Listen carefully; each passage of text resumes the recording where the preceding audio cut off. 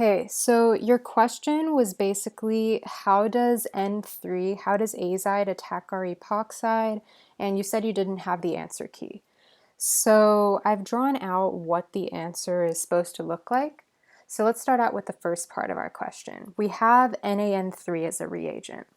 I want you to keep in mind that the bond between sodium and N3 is ionic, meaning that when it's put into solution, it's going to split apart into Na plus and N3 minus.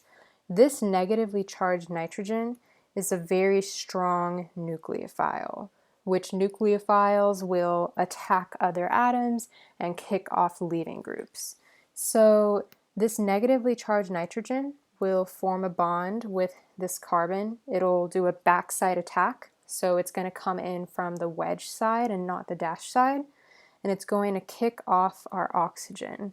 So we end up with N3 coming off on a wedge and our alcohol being kicked off on a dash.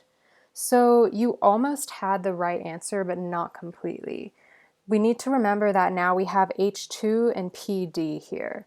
This is actually a strong reducing agent, which if you remember, reduction basically means that you're gaining bonds to hydrogen. So our nitrogen here is going to be gaining bonds to hydrogen. So that basically means this N3 is going to be converted to an NH2, to a primary amine. So whenever you see this reagent with N3, just know that you're converting N3 to a primary amine. So this is our product. Let's just go over how this reaction went. So we had N3 here, which is our negatively charged nitrogen. It's a strong nucleophile. It performs a backside attack on this carbon, kicking off oxygen. And this N3 here is then reduced by H2 and PD to NH2.